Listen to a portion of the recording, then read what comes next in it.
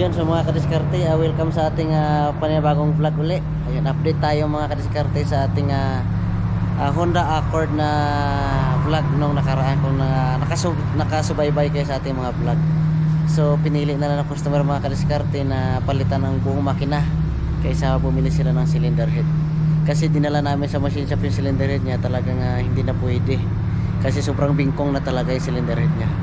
So ito na, ngayon ginagawa na natin. Na tinanggal ko na kanina kasing makina niya, hindi natin nakuha na ng video kasi kailangan matapos ngayong araw daw. So ito na yung bagong makina niya, binili namin na surplus. Yeah.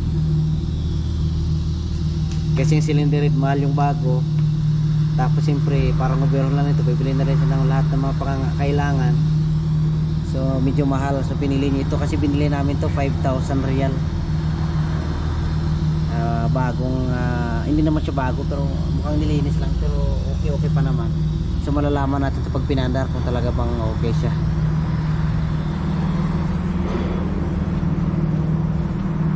Ito yung dating makina niya.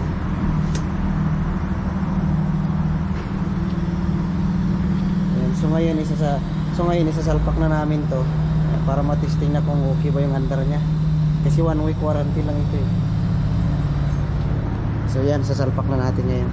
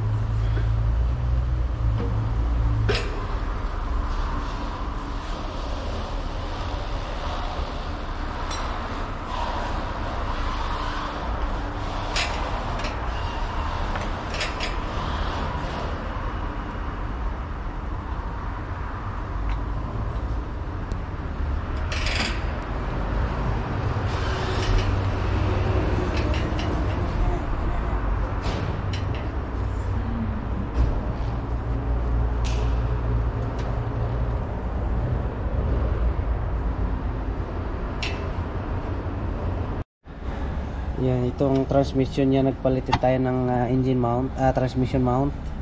Tapos ilalim nito may isang transmission mount pa. Tapos ngayon ay walang thermostat kasi ito siyempre ilalagyan ko na rin siya ng thermostat. So pinabili ko pa yung may-ari ng thermostat kasi walang thermostat pala nung tinanggal ko kahapon. Ano pang pinalitan natin dito, tsaka yung belt pala niya pinapalit, ano ko na rin kasi may mga crack na rin. Para isang trabaho na lang, may budget naman siya kaya walang problema.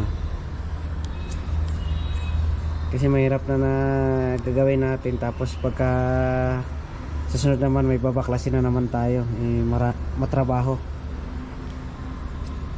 So ito na nakakabit natin itong tornilyo nito. Ito para naman dito yan, tsaka housing, baterya, ayos na, pwede na natin i-start.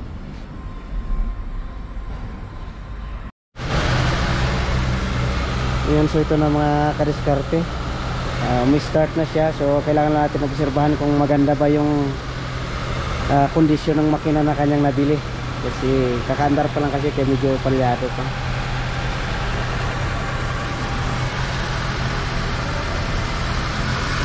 Hindi natin yung pan niya kung umandar, kasi overheat kasi dati, baka mamaya yung pan hindi umandar eh. Kaya kailangan natin mag-obserbahan.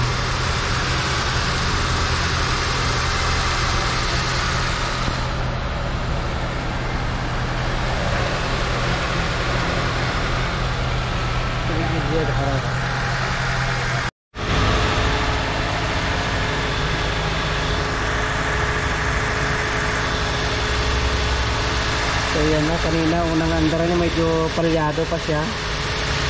Yan, pumino na yung andar niya ngayon.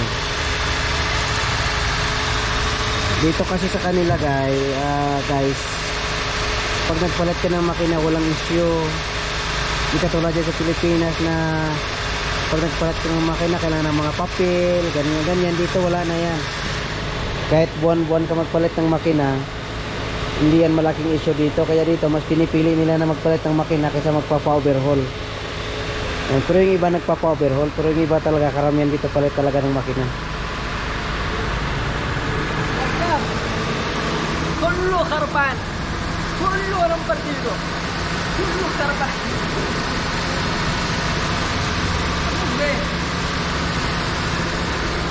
Syuk?